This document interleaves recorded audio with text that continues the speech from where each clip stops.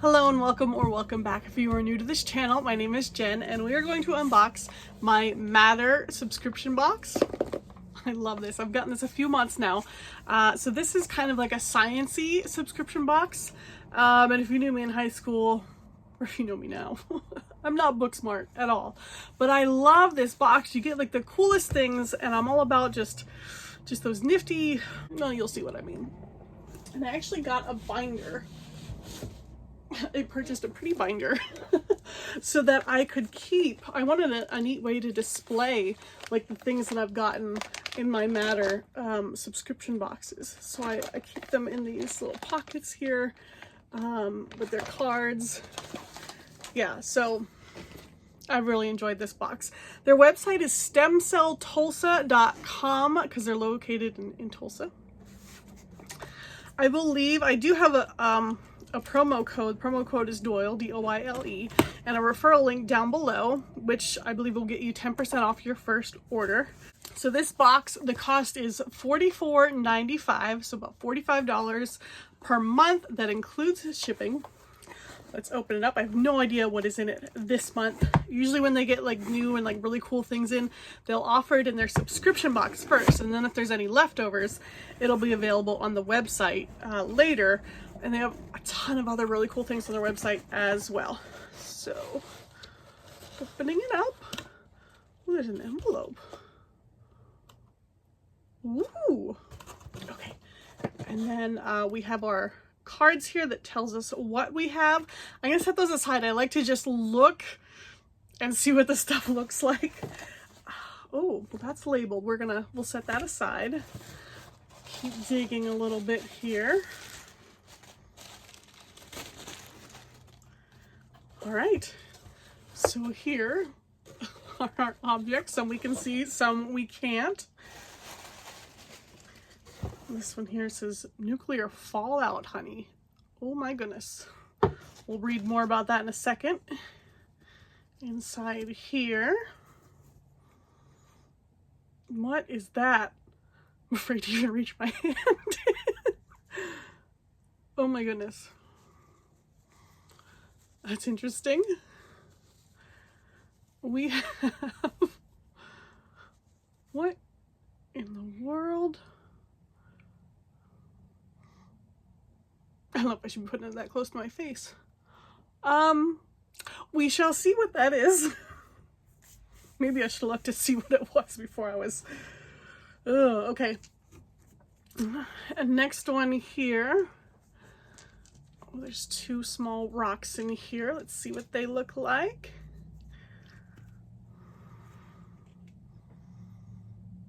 Oh, cool. They got some cool markings on them. Ooh. I will show better pictures of those there. Those are neat looking. Okay, and then our last item. Cool. Looks beachy. Like your sand dollar kind of material there. Okay, well, let's pull out our cards here and read about what we got. Okay, so our first one says it is a wood block print, which is in here. So let's go ahead and take this out of the envelope and see what this is. The paper feels very like, ooh, very thin, very treasure mappy. Is that a word?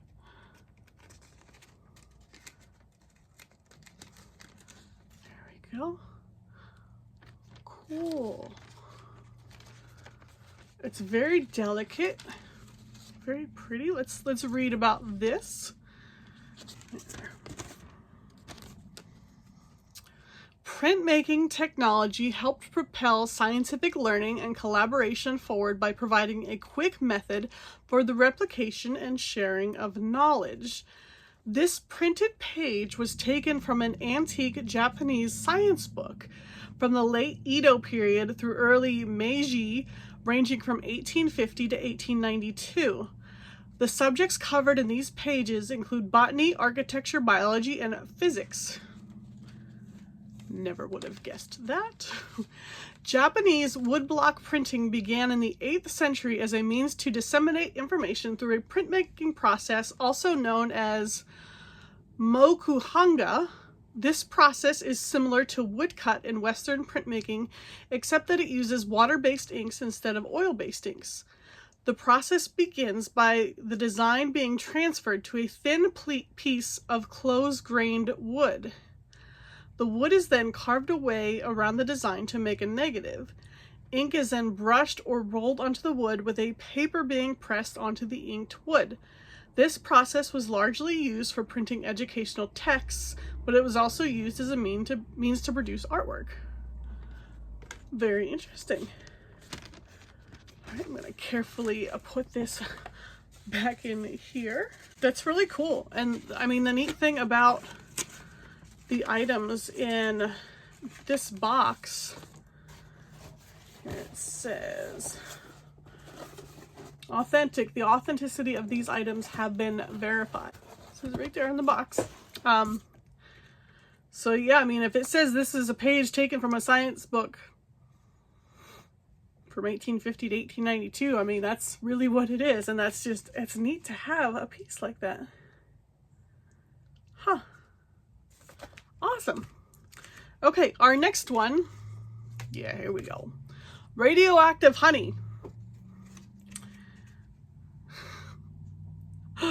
Since the first atomic bomb detonation, the Trinity test in 1945, hundreds of nuclear weapons have been detonated in above-ground tests. The fallout from these explosions contain a radioactive isotope of the element caesium, called radiocaesium, or CS, 137 CS. It says, as wind and rainfall caused much of this fallout to be dispersed far from the testing sites and deposited into the soil. Since it is highly soluble in water, it is absorbed by plants, which mistake it for potassium. It ends up in plant nectar, which is then used by bees to make honey. According to a study in March 2021, trace amounts radiocesium from nuclear fallout are still cycling through plants and animals to this day, even on the US East Coast, thousands of miles from the nearest testing sites. Though being slightly radioactive, this honey is still safe to eat. Radioactivity is measured in becquerels, BQ, and the honey samples in the study ranged from 0.03 becquerels per kilogram to 19.1 becquerels per kilogram. The U.S. Food and Drug Administration places the cutoff for any food safety concerns at 1,200 becquerels per kilogram. The half-life of radiocesium is 30 years, so honey produced in the 1970s was likely to have 10 times more of the radiocesium. Radioactive honey. Where else can you get this? Oh. So it says here, produced in Northeast Florida, bottled at the Stem Cell Science Shop. Interesting. Okay, next let's do this one, the Orbicular Jasper, which would be these rocks here. Orbicular jasper, commonly known as ocean jasper, is a variety of jasper with circular patterns of a wide variety of colors. It is mined in Madagascar, Nebraska, and was recently discovered in Bulgaria. The spherical structures of color are created when needle-like crystals of quartz or feldspar form a radial nucleation sites within volcanic rock or ash. Definitely interesting looking. So there's our orbicular jasper stones. Let us do this one next. Heliophora. Heliophora orbiculus, also known as West African sand dollars, are flat echinoids, sea urchins, with very distinct finger-like frills. Their frills are ideal for burrowing and maintaining their position in the unstable sediment surfaces in which they live. They are also very fragile and break off easily. They are an example of a living fossil, a currently living species that also exists in the fossil form. This specimen is a fossil from the Pliocene, making it 2 to 5 million years old. This species first appeared in the late Miocene period, beginning around 9 million years ago. As is typical with echinoids, they exhibit five-fold symmetry, which is visible in the star pattern on their surface. That's really cool. All right, last but not least, I'm dying to know what this is. This is a Neptune ball. This fibrous ball was part of one of the largest and oldest organisms on Earth, a clonal colony measuring 5 miles wide and around 100,000 years old. Posidonia oceanica, also called Neptune grass, is a seagrass species that is native to the Mediterranean Sea. It forms underwater meadows that are a crucial part of the ecosystem. This ancient plant can soak up 15 times more carbon dioxide every year than a similar sized piece of the Amazon rainforest. They are home to hundreds of species of fish and the foundation of coastal food webs. Seaweed balls are formed from the Neptune grass foliage and wash up to nearby shorelines. They can bring with them debris, including plastics that they have trapped along the way, helping to clean the sea in the process.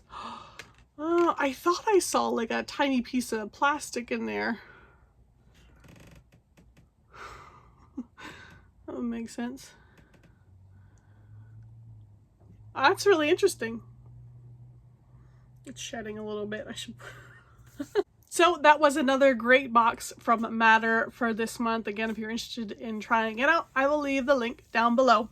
But thanks for joining me for this unboxing, and I will see you next time. Bye.